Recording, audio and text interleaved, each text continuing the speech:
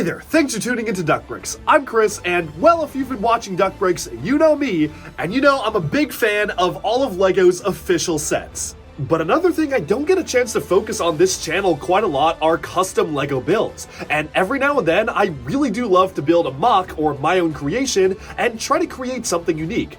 And where do I get all the parts for that? Well, there's really only one place in the world to go.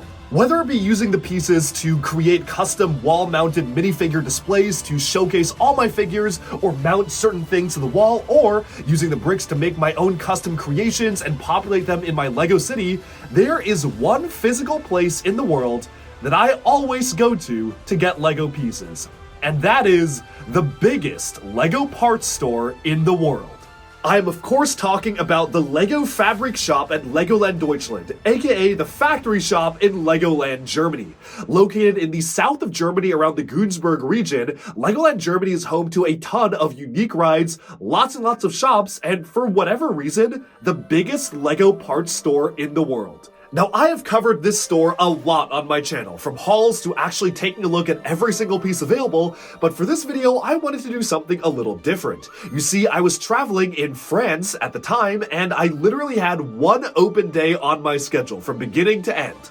And I was wondering, is it possible to take a trip from France all the way down to the south of Germany to go to Legoland Germany and the biggest LEGO parts store in the world in just one day, leaving at 6 a.m. and getting back at around midnight? Is it possible? Well, you're about to find out. Let's jump into the video right now.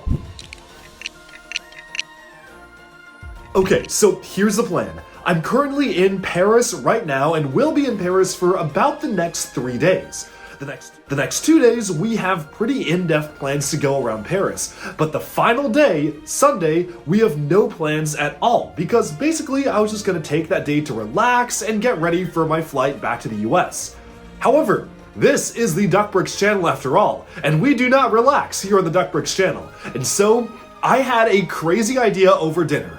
What if I took about a 5 or 6 hour train in the very early morning from Paris all the way over to Günzburg in South Germany to go to Legoland Germany, spend as much time as humanly possible there, then take the last train out to get me back into Paris by around midnight in order to catch my flight early in the morning the next day to head to Vegas for the CES convention. This might be one of the most ambitious train trips I've ever pulled. I would say it maybe is the second most ambitious, and the first most ambitious was also a Legoland Germany trip, where I had something all day Saturday, something early in the morning on Monday, and I was going from Billund, Denmark, aka the northern part of Denmark, and had to go all the way down past North Germany, all the way down to South Germany, all in the span of an overnight trip and like 8 different transfers. So I did that once. So clearly, if I was able to do that, then this should be totally no problem, right? Let's check out my route right now. Now that I look at it, it's not even that crazy. We will leave at 6:54 a.m. on Sunday and get there at 11:37 a.m. The park itself opens at 11, so honestly this isn't too bad. Sure, it's like a 15-minute taxi from the train station to the park, so let's just say, accounting everything, we'll get in at noon. This is unfortunately the earliest possible time I can get in. There literally is no earlier route to leave from Paris, going all the way to Legoland Germany. The earliest time we can get in is 11:37, and believe me, I was willing to leave at like 2, 3 a.m. The trains just are not running at those times. So if I want to get in, this is the route. I'm going to head to the train station in Paris and go from there to Stuttgart, go from Stuttgart to Ulm, and then Ulm to Günzburg. Günzburg is basically where Legoland is located. Then I will take a taxi, which will take me like 7 minutes to get to the park. So that's going to be pretty perfect. It's honestly a pretty easy route. It's mostly a long train ride for like 3 hours and 10 minutes to Stuttgart, and then just a couple of shorter lines. So I'm not super worried. Then, however, the way back is the interesting one, because again, if I do not make my train on the way back, I am absolutely cooked. There is literally no way I am getting home and making my flight to actually make it back on time. So, here is the plan. I will leave Günzburg at 6:04 p.m. This will give me between, let's say, just to be safe, noon to 5:30 at the park, so about like 5.5 hours, which is actually pretty good.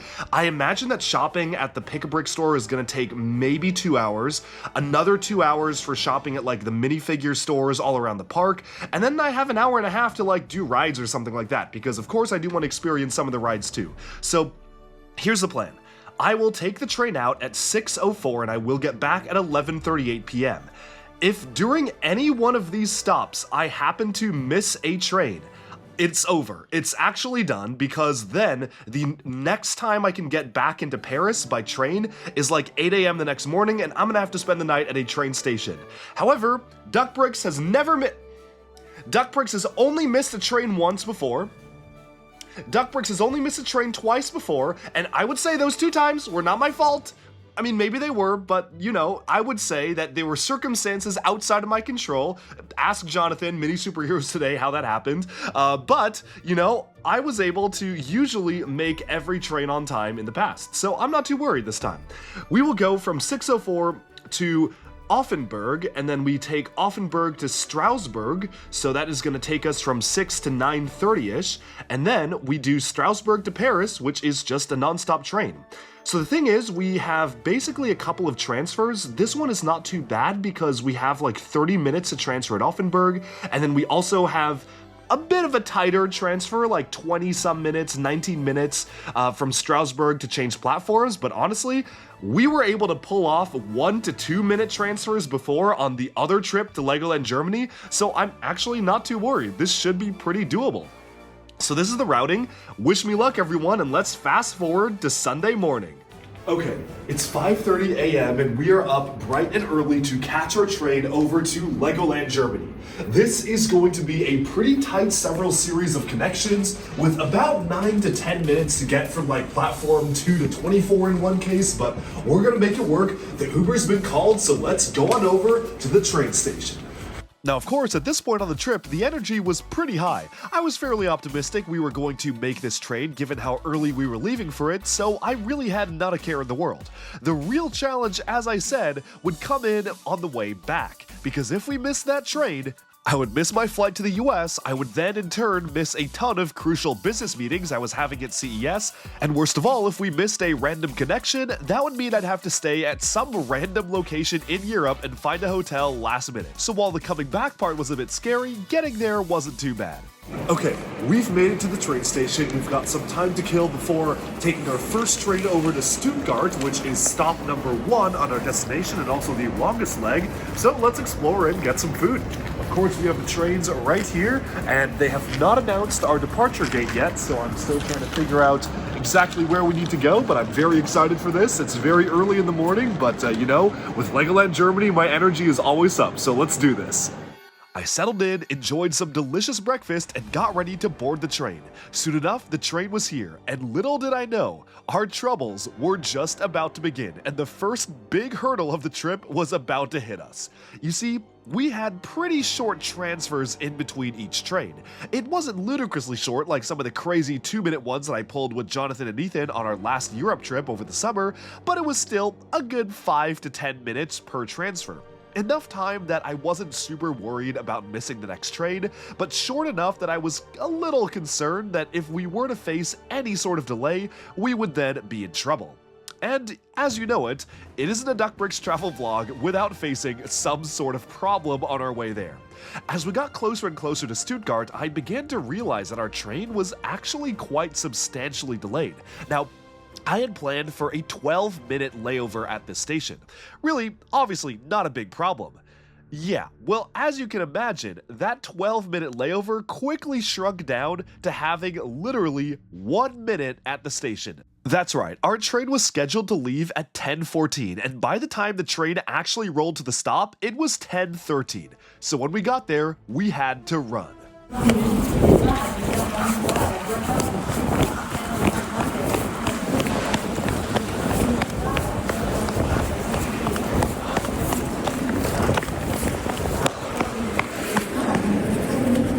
Thankfully, the platform was actually pretty close to our station, so I actually got there on time. A little less thankfully is as I arrived, I began to see something very disconcerting. Or to be specific, I didn't see something. That's right, the train was delayed from 10:14 to 10:54, a full 40-minute delay. That would mean that if we waited for it to arrive at 10:54, we would then have to miss our next connecting train going into Günzburg. And because of that, every single aspect of the schedule which we had painstakingly arranged was completely thrown into jeopardy, and actually by no fault of our own, because I would have made the train if it wasn't delayed by 30 minutes. But of course, we think fast over at Duckbricks, and after ducking into the nearby magazine shop to stock up on some Lego Ninjago playing cards, which are at this point very prevalent only in Germany, and of course get some of the European exclusive Lego magazines, I figured out an alternate route. We instead took a series of different trains that would get us in about 30 minutes later than we originally planned, but if we were to have taken the original train, we would have actually gotten in closer to an hour and a half later just because of the way the train schedule worked out. It was a bit more complicated, it required a few more stops that at this point I don't even remember exactly how we made it work, but by golly, I was determined to get there and to maximize my amount of time. Because as you may remember, we only had a very limited amount of time in Legoland Germany to begin with before we would have to take our next train out. And at this point, I was going to try to take maybe the second to last train out just because of how scary it would be to have another train get delayed and by no fault of our own, miss our train on the way back. But thankfully, everything worked out, and eventually we made our way to Günzburg, Germany, where Legoland is located, taking a short taxi ride of about 6 minutes from the Günzburg train station all the way over to Legoland. This was actually the very first time I had visited this park during the winter season, so while some of the rides were shut down like the Castle Dragon, most of the good ones, especially the biggest roller coaster in any Legoland, which was the Mythica themed roller coaster, one of the only Legoland attractions that actually goes upside down, was open despite the cold and the snow, so I was pretty happy. I also happened to have the number of the taxi service that would bring you back and forth from the park to the station, thanks to my many trips of going there in the past, so it was super easy to just get a taxi and be on our way. And of course, the #1 first stop at Legoland Deutschland had to be the biggest parts store in the world, the factory shop. And we're about to take a look at that very soon. But first, I decided to actually take a quick stop at guest services and purchase myself an annual pass to Legoland Germany. Now you might be wondering, why would I purchase an annual pass to a park that I live so far away from? And the answer is the discounts. Let me explain. By purchasing an annual pass to the park, which cost me around $100 US, I was given a coupon voucher for a 25% off discount of any purchase I made at the park, which is a one-time use only. You see, the thing is, I often buy so much at the factory store that I actually would end up saving money by buying myself an annual pass and being able to use the coupons on that pass to get a massive discount on my purchase at the factory store. This is something that a ton of folks actually recommended to me the last few times I came to the park, and I finally took their advice and pulled the trigger and got it, and I'm very happy I did because I actually ended up saving a lot of money.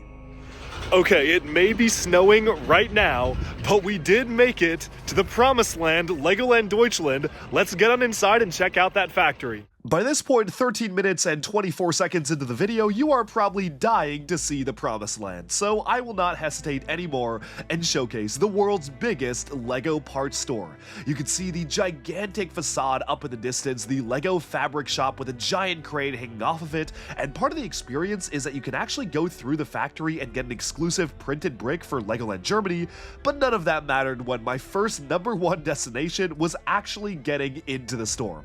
I barreled towards the store, and I could not wait to see what parts they had. And the cool thing about the store is that they regularly refresh it with brand new pieces from new sets. So every time I've gone, they've had a completely different selection. Okay folks, we have made it to what I call Lego heaven.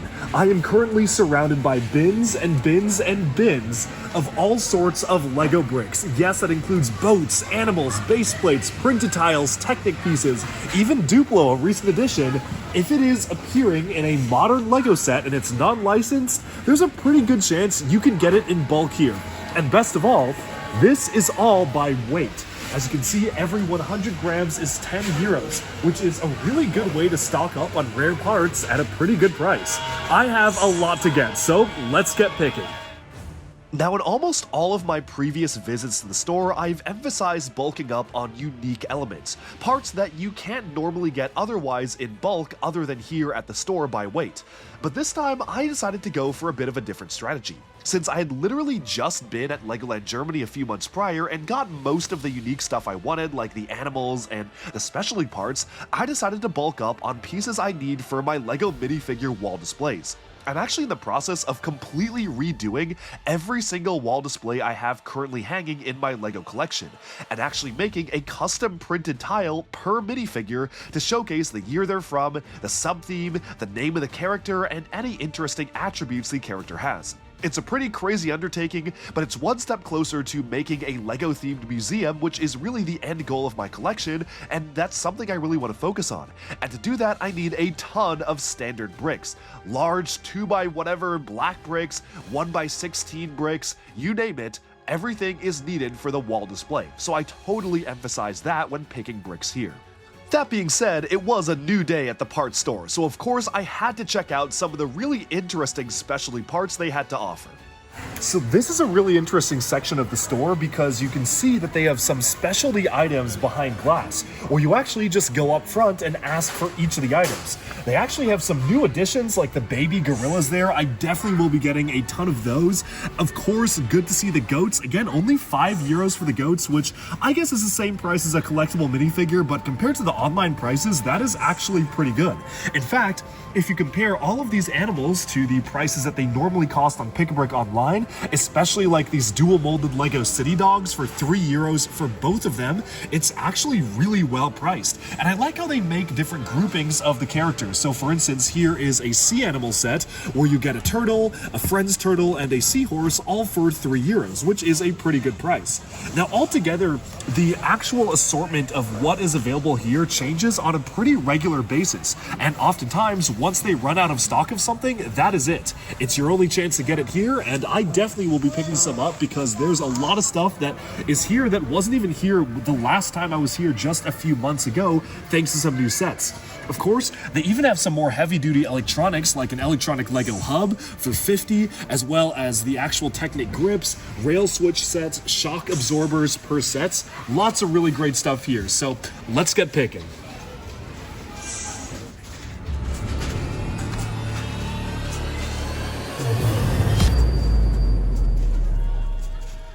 You're probably starting to get the picture by now, but this store is bonkers. It's not every single currently available piece, but it's a lot of them. And they have the parts very cleanly organized by piece type. They've got Technic, system, tiles, printed tiles, wheels, bricks, plates, you name it. If it is a subcategory in the LEGO system, you can find it in bulk here, and I can only imagine what the glory days of this place might have looked like, especially if they had stuff like Bionicle or construction parts. I don't know if they ever did, but that would have been a dream come true.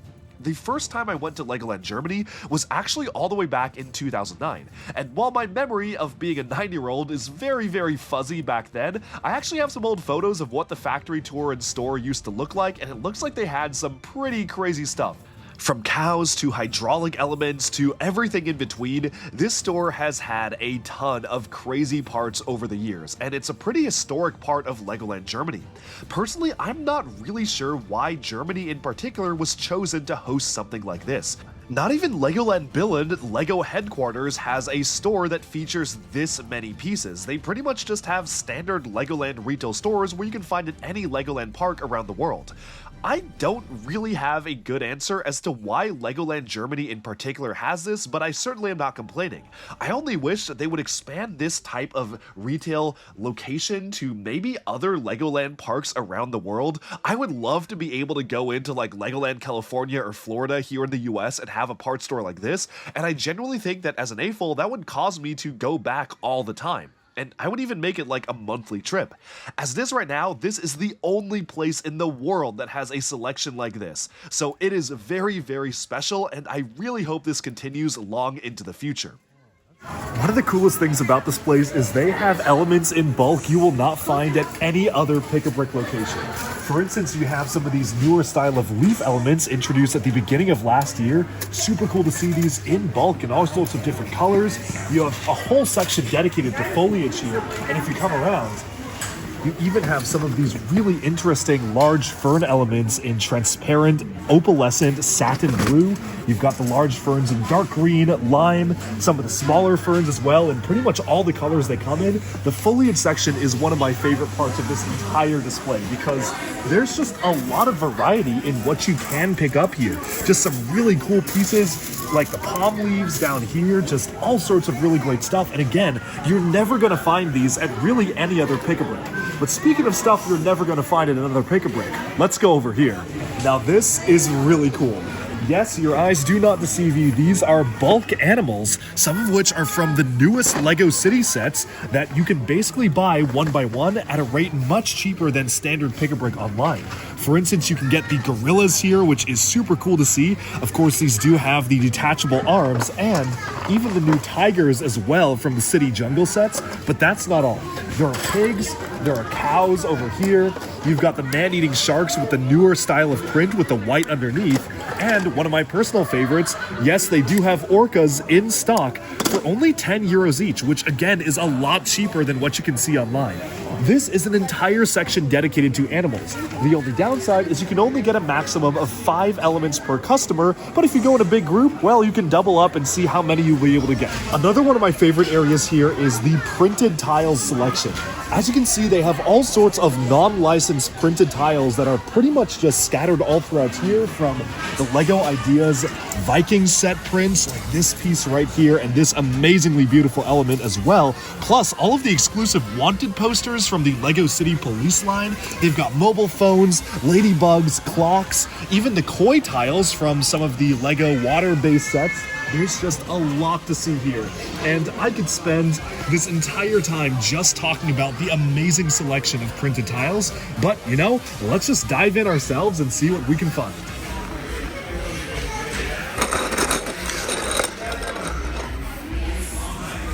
Duck bricks.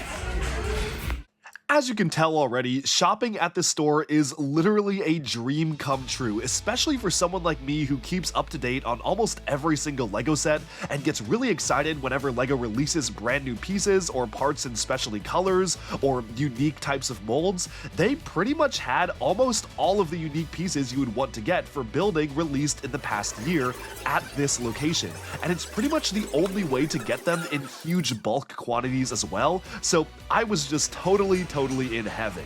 Now, the really interesting thing is that they also had some Duplo elements here priced a little bit cheaper than the rest of the bricks. These are typically located at the actual Lego outlet location, which is later on in the park, but since that was closed for the holidays, they decided to bring all the Duplo parts here. And I actually don't buy a lot of Duplo sets. I don't really even own more than like 1 or 2, so I actually managed to get 1 copy of every single Duplo animal because I thought that would actually be a pretty cute thing to do, and maybe at some point I'll do a video on those. Of course, I always had to check the yellow cases as well because you never know what they're going to have in here, such as the UK Test Pilot and Pick-a-Brick exclusive dual color rocks, which you could buy all in one set, which was very nice to see. I already covered those in a previous video, and it was good to see them still being located here, especially because you couldn't get those in any other set. And speaking of stuff you can't get in any other sets, well, there was something very interesting located here the last couple of times I went. Now, one of the most interesting items that I want to call out here is this right here. Is a 48 by 48 base plate in bright green, which technically does not exist in any Lego set. That's right, this is officially a Q part. I don't know what this was made for. Maybe it was extras from the model shop that they're now selling here, but it's a really cool chance to get a piece that technically doesn't even exist until now.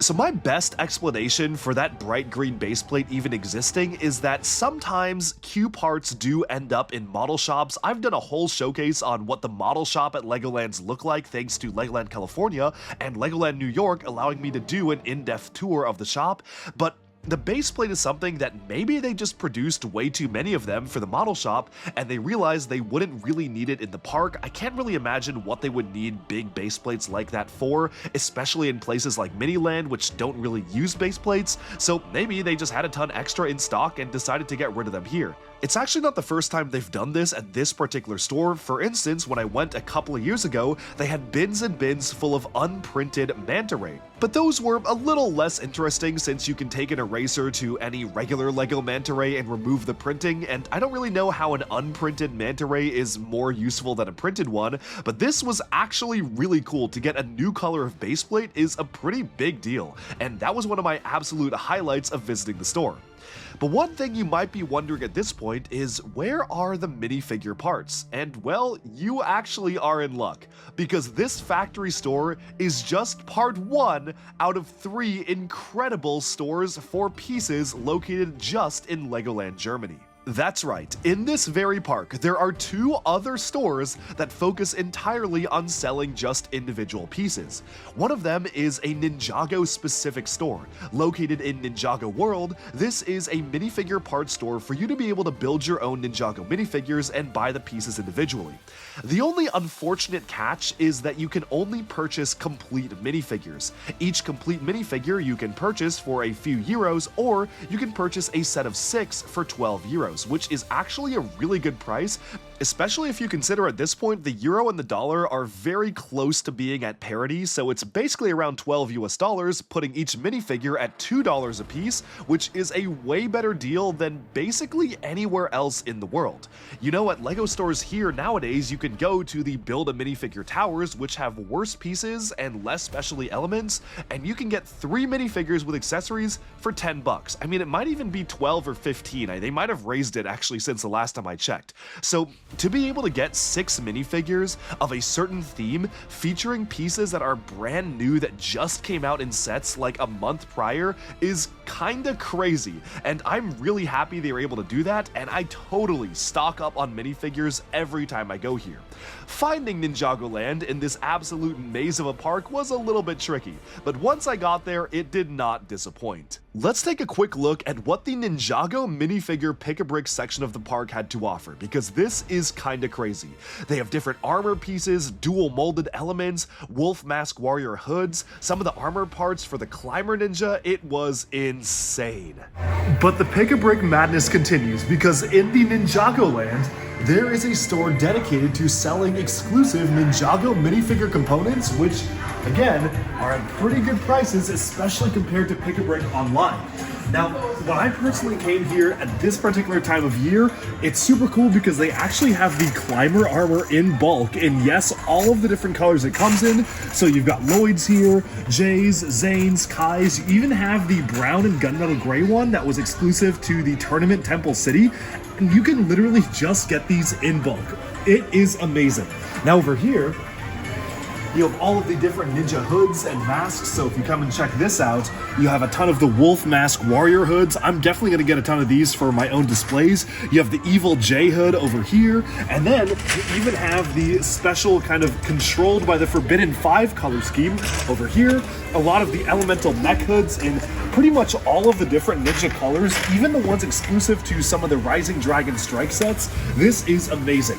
Now, the only catch is the way this works is that you basically are charged €2.49 per minifigure. So this is what you can do. You have to make minifigures, and if you make 6 minifigures, you basically only pay €12, which is a pretty good deal, given that it's literally, for 3 minifigures in the US, normally $10 to make them. So here's what we're gonna do. If you want, you can also pay 50 cents per extra accessory. So if I don't want to make a full minifigure, we can go ahead and get the accessories by themselves for 50 cents each, which is also pretty good. Let's check them out right now. The only major downside to the minifigure pick-a-bricks like this one and the other one we're going to take a look at is that you cannot buy pieces that are not accessories individually. You can choose to spend 50 cents per extra accessory, which isn't really that good of a deal. You can basically get a lot of these pieces for around 50 cents or even less than that on Bricklink or Pick-a-Brick, but by accessory, they only count armor or weapons, which means that if I want to stock up on a particular helmet or a ton of a particular torso, you can't do that without buying a ton of copies of the same minifigures. And at that point, it becomes less worth it if you're buying 12 minifigures just to get 12 of one piece and you're just not going to use the rest. But the good thing is the minifigure parts are so good here that it doesn't really matter. Like, you can get usage out of pretty much any piece that you get here. And this is very, very evident in the minifigure store, which is the final shopping location I wanted to showcase in this video. This is basically the Pick-a-Brick store, but for minifig pieces, and I'm kind of shocked at how they're able to just be able to sell the kinds of pieces they have here. Instead of the Ninjago store, which is actually pretty smart in what pieces it makes available, it doesn't let you make complete characters or figures from the show, it restricts you from doing that. Here is a different story. Especially if there is a desirable minifigure to amass, like a Wolfpack Trooper or a Black Falcon's Knight or a Lion Knight soldier, you can literally just army build characters because they have the legs, the torsos, the armor pieces, usually the heads, the helmets, the shields, and the swords that you would need for any knight. The same goes for the LEGO Spacemen. If you want to army build Spacemen, which is something I did on this trip, you literally can just army build them for $2 a minifigure, which is nuts. I mean, if you think about how much money it would cost you otherwise to do the same thing on Pick-a-Brick, the savings are immense. The last time I was here, I kind of went crazy. I decided to army build Vikings because they had Viking minifigures and all the pieces you need for them, from the helmets to the torsos to the legs, and you could literally even choose what types of horns you wanted on the helmets. Like, you could choose to get the cow horns or the standard Viking horns, or you could use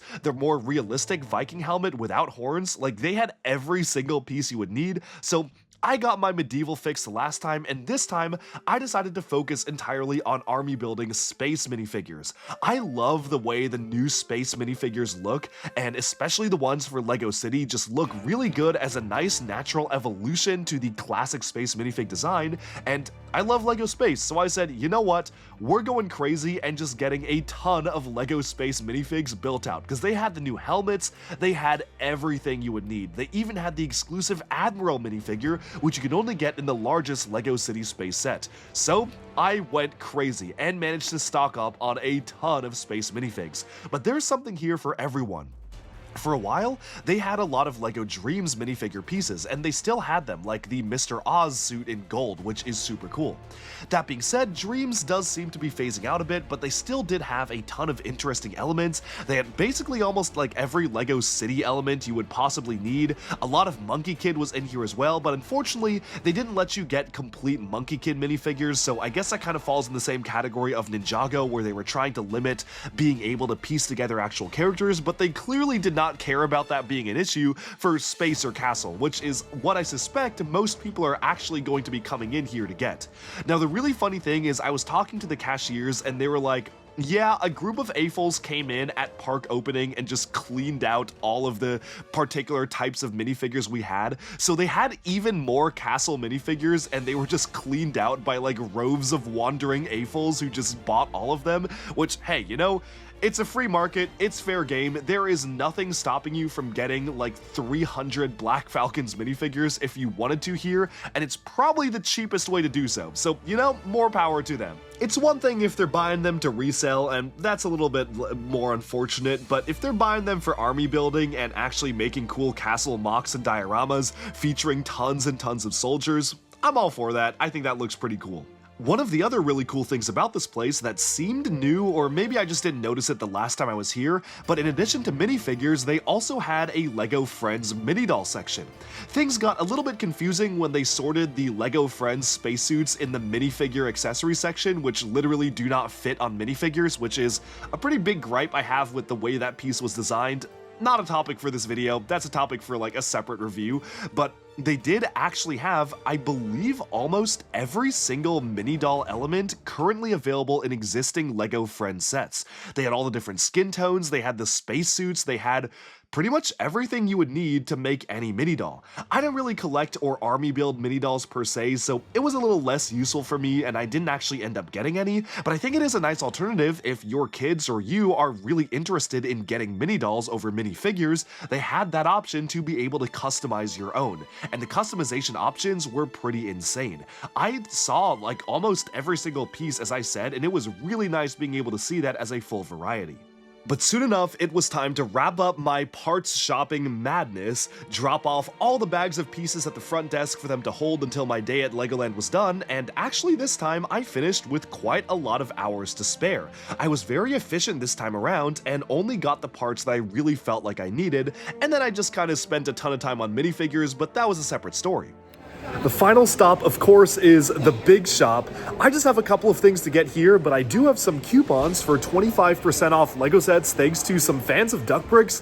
Thank you so much for giving those to me, as well as enrolling in the annual pass myself, so I figured, you know what, might as well stock up on some sets. Let's go.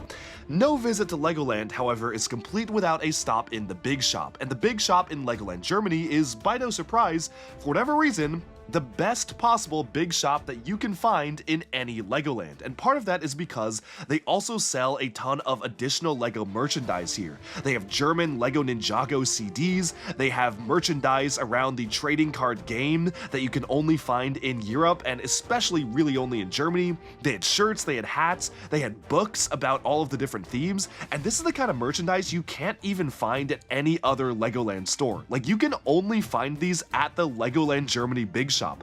I don't know why every store here is just needlessly better than any other Legoland store, but I hope that other Legolands will start to learn from this and stock some of these more interesting random merchandise products that are very hard to find otherwise, especially outside of Europe. One other thing I did was try to stock up on collectible minifigures, because not only did I have a discount, but they also are a little bit cheaper in Europe than they are in the US, coming in at $3.99 instead of $4.99, and so I decided to go in and army build myself some Wolfpack troopers. And after spending, I kid you not, 40 minutes scanning every single CMF in the park, I realized I had been beaten at my own game. You see, a group of wandering AFOLs had come in right at park opening, gone to every single minifigure bin, and completely cleaned out every single Wolfpack knight. It was actually kind of crazy how comprehensive they were. And I know they were comprehensive because I checked every single minifigure on my minifig scanner, and there was not a single Wolfpack Beastmaster. To this day, I only own the one that LEGO sent me for review. I have not been able to find that minifigure on store shelves, and I am terrified of how expensive that figure is going to be on the aftermarket once these are discontinued. Because if I'm spending like most of my day looking for this minifigure in a LEGO store and not finding it because someone came in at store opening and bought all of them, we're kind of cooked here, you know? Like, I'm a little worried about that. But I guess people are really loving the minifigure, people are really army building it, and hopefully this is a sign to LEGO that people want to see more castle stuff and will definitely show up to pay for it. So that was good, I guess, that Castle is popular because I love Castle, but instead I ended up getting like 40 jetpack racers because I love that minifigure and want to make a diorama in my city of the jetpack racers racing around through the skies, so I just bought every jetpack racer I could find, but otherwise, yeah, no Wolfpack Beastmasters, which was crazy. AFOLs do not play around in Germany. Of course, there were also a lot of other really cool things to see around the store, such as this diorama featuring pretty much all the LEGO Harry Potter sets that came out in the past couple of years. I thought that was pretty neat, showcasing all the sets laid out together, and if I had enough space, especially for my museum-style displays, that's absolutely something I would do for the different themes I collect. But overall, I just loved going around Legoland Germany and just seeing random pieces of merchandise, from CDs to physical media to books and magazines that you can only find in Germany. This was a very special store. And I also had to check out the sale section. Seeing a ton of sets on sale was pretty nice, and obviously there were some big contenders here, like the LEGO Wish sets were on sale. Kinda sad to see LEGO City Downtown on sale, because I think that's one of the best LEGO City sets ever, but I guess it's been a while since it came out, so that does make sense.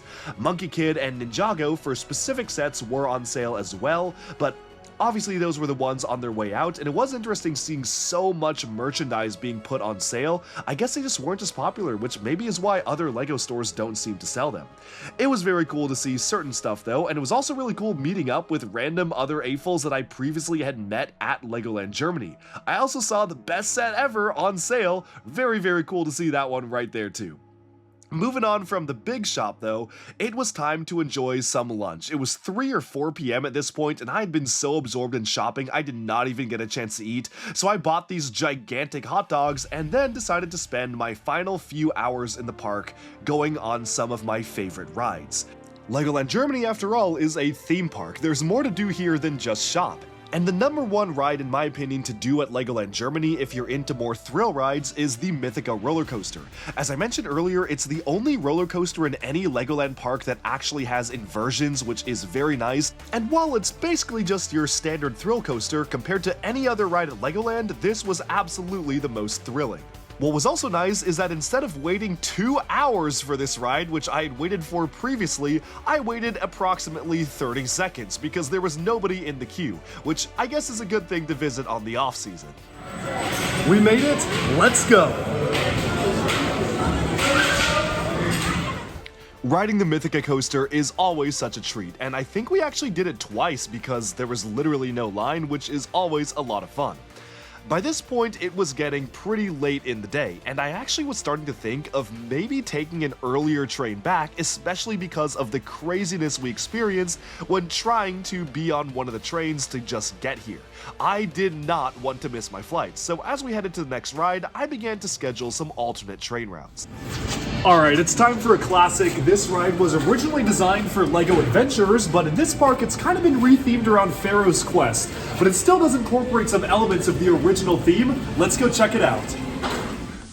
With a brand new train route set, I decided to head on over to one of my all-time favorite rides, which is the LEGO Adventures ride. It's a pretty classic dark ride where you point and shoot at targets, but I just love this one. It's really cool seeing the classic Adventurers characters here too, like Sam Sinister, Johnny Thunder, Dr. Kilroy, and Pippin Reed, and seeing still these characters pop up at a Legoland location just really warms my heart because obviously this was made back when Adventurers was still very much a thing, and while it is very much not a thing with LEGO right now, it was still really cool to be able to experience a bit of a piece of history when it comes to LEGO's past. With only a few minutes left in the park, it was time to maximize the final rides I wanted to go on, and I did want to hit up as many of the roller coasters as I could, so the next stop was the LEGO Technic themed roller coaster, which actually has a pretty interesting history across a lot of the Legoland parks, stretching through Technic and racers and even a VR coaster, and I'll explain a little bit more right now. Okay, so next up we are at a classic LEGO Technic coaster that's actually been rebranded. It was rebranded a couple of times as the Great LEGO Race, or it was actually a VR coaster. I'm gonna let the coaster go on before we keep going here, but the entire idea behind this was that you could strap on VR goggles and go through the Great LEGO Race as a coaster. Unfortunately, after the pandemic, they decided to remove the VR aspect and bring it back to the Project X Technic coaster. Which is why you can still see the original LEGO Technic branding on the pre-show video in the queue. There's something about these early 90s animations and early designs which were probably created by Christian Faber, which is another really cool layer on top of this, that is very nostalgic to me. Just being able to see just the original LEGO Technic figures still being marketed at the video here is absolutely a treat. And that is not the only piece of old LEGO nostalgia we're about to take a look at. The ride itself is okay. I've done a lot of these coasters in a number of different theme parks around the world, and this is probably one of the least interesting layouts that you can get for a coaster like this, but it's still pretty fun, at least enjoyable for what it is, and it is just cool to see the original LEGO Technic advertisements still playing on the screens. But after that, it was time to stop by a pretty unique aspect of Legoland Germany. They do have this at some other Legoland parks around the world, but this was a pretty special display. Let's take a look right now. So this is one of my favorite parts of Legoland Germany, and that is the history section. A lot of Legolands around the world actually have spaces like this, some more buried than others, but this one is actually pretty well done. You have an entire timeline of Lego's history going all the way up to 2020, which is presumably when these were made, and they have examples of discontinued Lego sets all around. For instance, you can see some of the original town plan sets over here, which is very cool to see the original boxes. Super interesting to see these, and it just progresses as it goes on. You can see we start with the early history of Lego and move all the way over, including the elusive yellow castle. But there are a couple of funny things about this particular display that just kind of stood out to me. Of course, we do have a lot of great features here. We've got the Black Seas Barracuda, a classic Lego pirate ship. And then over here, we have a color palette for Lego pieces, but they maybe have 20 to 30% of the pieces actually in there. Don't really know what's the story with this one, but as you can see, a lot of the pieces are missing. Maybe an employee snuck in and grabbed some of the rare pieces. Don't really know why that one's not 100% complete, but they're trying to put it together, and it clearly shows that this is a bit of a work in progress. Behind me here, we have the original Lego Story animated movie playing very loudly in German, so hopefully you can hear me okay. But all around, we have all sorts of different other pieces of Lego history. We've got the classic Ford Lego Rado here. We have some placeholders of items that will be added to the collection very soon. And then over here, we actually have, of course, a spot dedicated just for Bionicle. Now, Duckbricks approves of the poses that they're in here. Kopaka's just taking a break. Pohatu is kind of running with his arms behind his back. I mean, I guess that's pretty in character for him. And Gali seems to have lost an arm, but she's taking a breather. She's recuperating from the battle, but they're surviving. They are in there. Good to see some Exoforce representation in there as well. And then, of course, we move onward to the rest of history. We have the Simpsons house over here. Lego Dimensions being represented. And the interesting thing here is if you look at the timeline, they tried to call out something really special for every single year. And you can see how busy of a year 2011, for instance, was for Lego with the introduction of Ninjago, and they did Pirates of the Caribbean. Even Alien Conquest got called out. Lego Kuso started, so that was a really cool year for Lego. And then we go over here, we even have a mention of Bionicle G2 with Tahu. And strangely enough, we do have the Ninjago movie listed under 2019. They do say that it came out in 2017, but then reference the Lego Movie 2. They use a poster there. Not sure what's going on with that, but they're trying to kind of come up with representative images, and then they end here with the final box with a Lego Boost and Lego Legends of Chima, which is pretty interesting. Despite the emphasis on Ninjago beforehand, there aren't really any Ninjago sets, but I think in general, regarding the different selection of pieces they got, I think this is pretty complete. It kind of walks you through the history of Lego. The only thing it's missing, though, is I don't really see any Galador mentioned, but with that, let's move on to the rest of the park. With about enough time to go to only one final ride in the park, there was only one way we could have ended the day. And if you're a longtime viewer of the channel, you might have an idea as to where I was going. That's right, the Lego Bionicle ride. This is, to date, I believe the only Legoland park in the world with a Bionicle ride still standing, and that is probably because it is just too much effort to remove it. Now, you might have missed it earlier in the video, but tucked away in a seemingly unassuming gray warehouse behind the factory is one of my favorite rides in the park, and I figured it made sense to make this the final ride. Let's go ahead and check out what this ride is. Now, longtime fans of the channel can probably guess where we are about to go, and that is right. The Bionicle ride. This is the only ride of its kind at Legoland that is still themed around Bionicle, and that is absolutely because it is not worth the money to retheme it. The photos actually show that it's themed around city construction, but the inside is still Bionicle themed, so I consider this an absolute win. Let's go into the Bionicle Power Builder right now.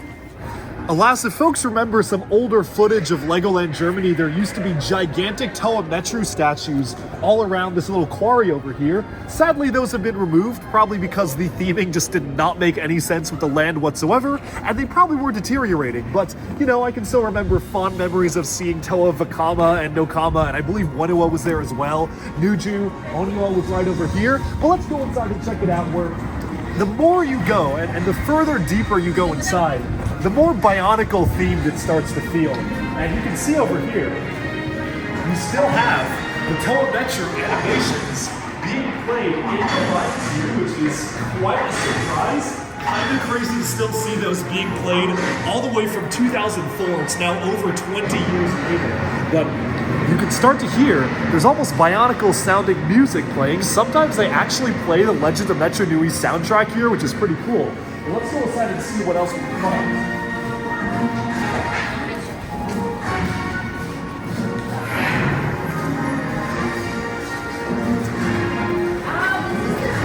There it is, the Bionicle logo up there. Let's go.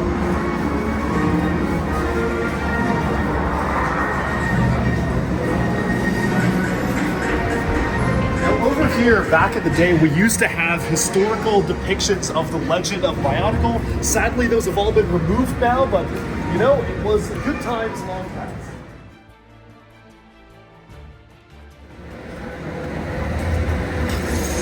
In 2015, for Bionicle Generation 2, the ride was rethemed to feature the Generation 2 heroes, which you can see over there, once more rethemed after its first retheming for Hero Factory back in 2011.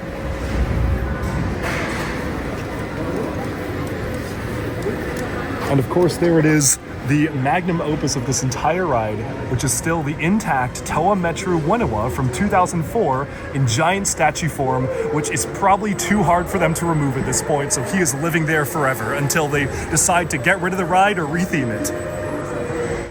This is almost like a rite of passage to anyone I bring to Legoland. In the past, I brought my LEGO Masters teammate Robert. Before that, I went with my friend Brian. And last year, I went with my friend Mini Superheroes Today, Jonathan, and Ethan the Artisan. And this time, I brought my dad along for the ride. And this is a pretty crazy ride because it just kind of jolts you around randomly. There's basically no theming to the ride at all, other than, I guess, some like Metro Nui rocks. It's pretty wild. It was a crazy time, and Disney's actually building a ride like this for Iron Man and Avengers Campus in a few years, so I'm very curious to ride that one. I'm sure it's gonna be a lot smoother than this, but it was a lot of fun nonetheless. Alright, we just got off the ride. That was amazing. It might actually be like the most intense ride at any Legoland park, because if you select level 5, it actually really just starts to spin you and jolt you in every direction, as a Bionicle ride should. It really, really should. I don't think this ride is even legal in America. I'd be surprised if it was. And that's very fitting for the Bionicle ride to kind of be just a remnant of a lost age that might actually cause some physical harm to you. But of course, we do have G2 back in the corner there. Bionicle text very, very lightly spinning, being projected on the ground there. I don't even know if it's visible to the camera, but it does say Bionicle right there. And look at a great ride. I mean, this is just such a lot of fun. You know, Disney is actually building a ride very similar to this in the Avengers Campus for Iron Man. Maybe a little more high-tech, a little more smooth than that one was. But clearly, I mean, Tony Stark must have copied Bionicle. So let's go on and close out the park.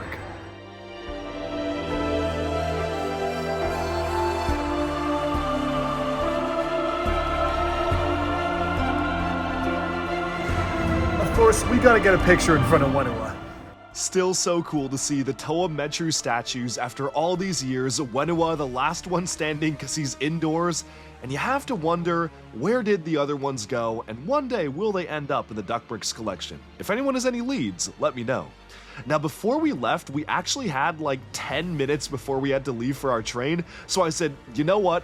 Screw it, let's just make an absolute mad dash to get the exclusive Legoland factory brick, because we totally forgot to get that the first time, and after going through the factory tour and sitting through the pre-show for it, we actually got some exclusive Legoland holiday bricks, which said Holiday 2024, which was pretty nice, especially because we had come in 2025, and we didn't just get the standard 2025 brick, which I'll probably get when I inevitably come back to this park sometime later this year. I mean, tomorrow I'm going to Switzerland, I might take another day trip here.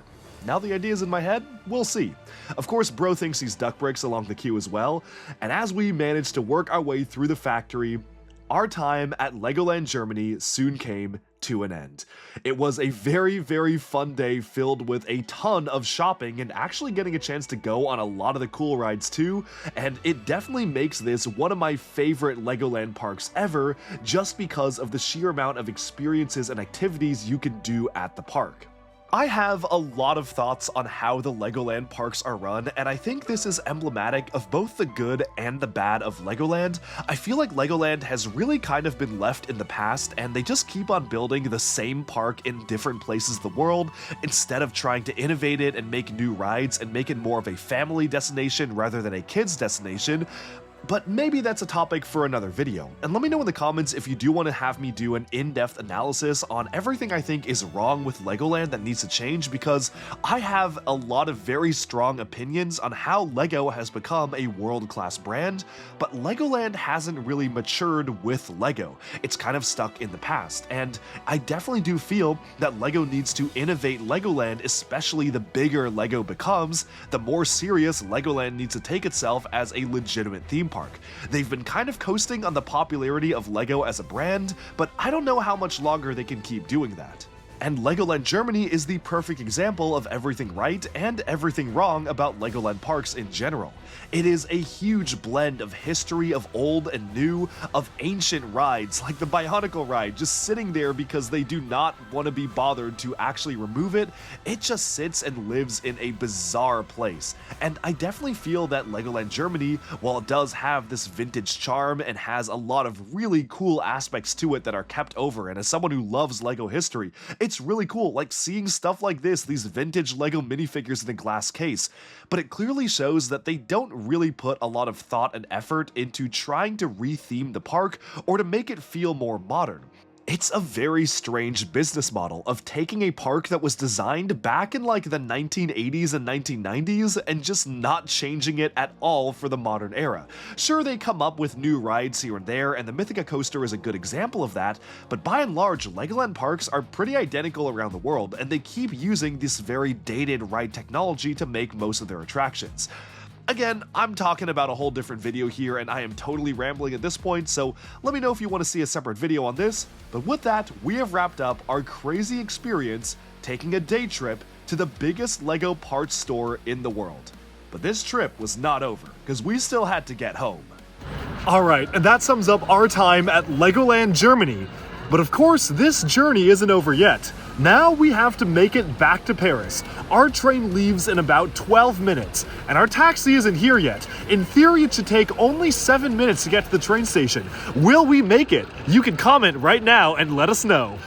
Of course, no trip to Legoland Germany is complete without a haul.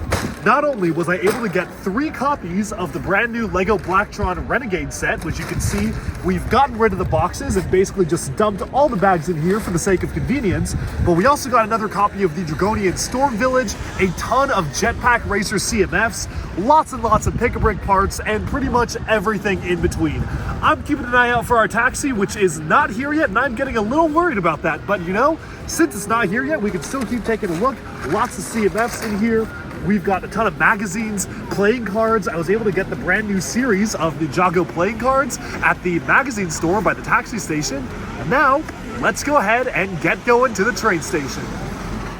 Okay, so that was actually kind of scary getting from Legoland to the train station. I don't think in the last clip I made it clear just how time pressured we were, but that was filmed while we were standing around waiting for our taxi to show up.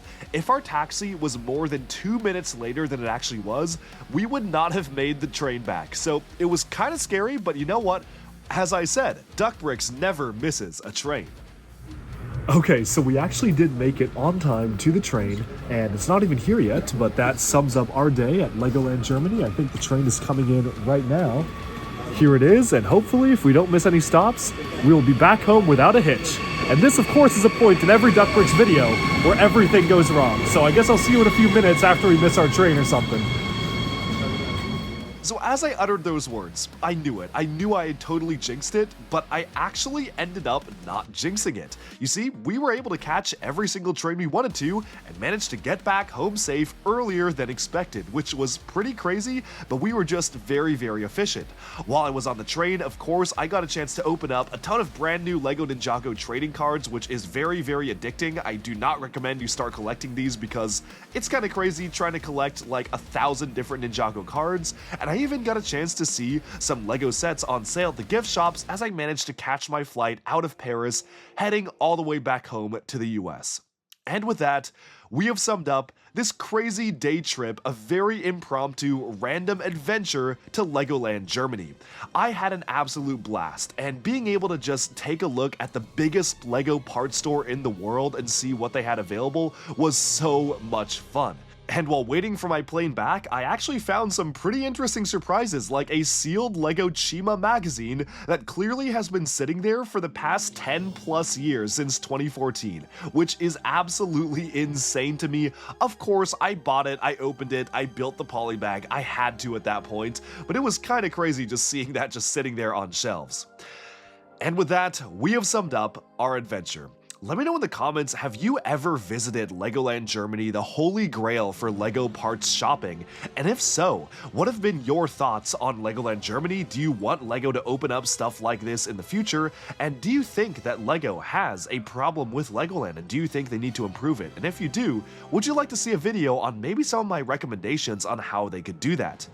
That's all for now, and I have a ton of pretty crazy trips ahead. Literally after spending a week at CES in Vegas, I got home for a few days, and now I'm leaving for Switzerland for some other work in Davos at the World Economic Forum. Then I'm going straight to New York for some apartment hunting, which is actually going to be a pretty interesting topic for this channel because I will be actually moving out of my house. Starting March 1st, I will be relocating to New York, and I will not be bringing any Lego with me. I'll just be buying Lego there, so expect a bit of a different format for some Duckbricks videos, more on that for a future video. But with that, we've summed up this adventure. Thank you so much for tuning in, and I hope you enjoyed our adventure through the world's biggest Lego parts store.